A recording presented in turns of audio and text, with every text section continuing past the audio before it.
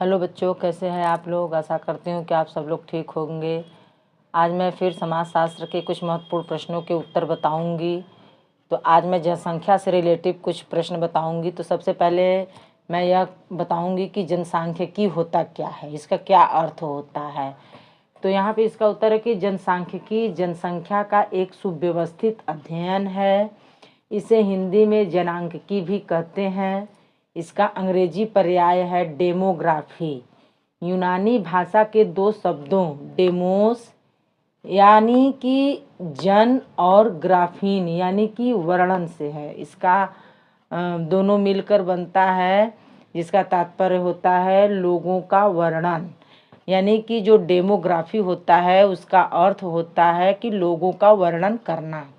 हमारा दूसरा प्रश्न है कि स्वतंत्रता के बाद पहली बार भारत में जनगणना कब हुई थी।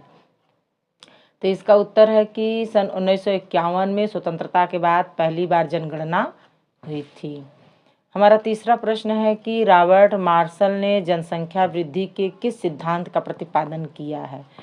तो यहाँ पे माल्थस रॉबर्ट ने ज्यामितीय विधि से जनसंख्या का प्रतिपादन किया है। यहाँ पे हमारा चौथा प्रश्न है कि माल्थस के निबंध का क्या नाम है। तो यहाँ पे इसका उत्तर है कि an essay on the principle of population. हमारा पांचवा प्रश्न है कि माल्थस ने जनसंख्या वृद्धि को रोकने के कौन से दो उपाय बताए हैं।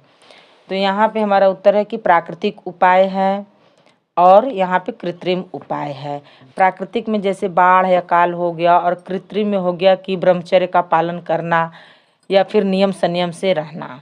हमारा छठवां प्रश्न है कि मृत्यु दर क्या होता है।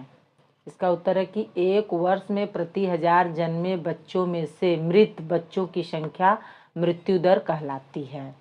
हमारा सातवां प्रश्न है कि जन्म दर क्या होता है। तो इसका उत्तर है कि एक वर्ष में प्रति 1000 जन्मे बच्चों में से जीवित बच्चों की संख्या जन्म दर कहलाती है। यहाँ पे प्रति 1000 का मतलब होता है कि 1000 जन्मे बच्चों पर बच्चों के जन्म दर कहलाती है।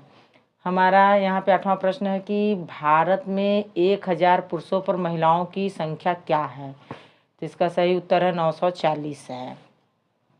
हमारा नौवां प्रश्न है कि भारत में जनगणना कितने वर्ष के बाद होता है। तो यहाँ पे उत्तर है कि हर 10 साल के बाद जनगणना होती है। हमारा 10वां प्रश्न है कि भारत में अंतिम जनगणना कब हुई थी। तो इसका उत्तर है सन 2011।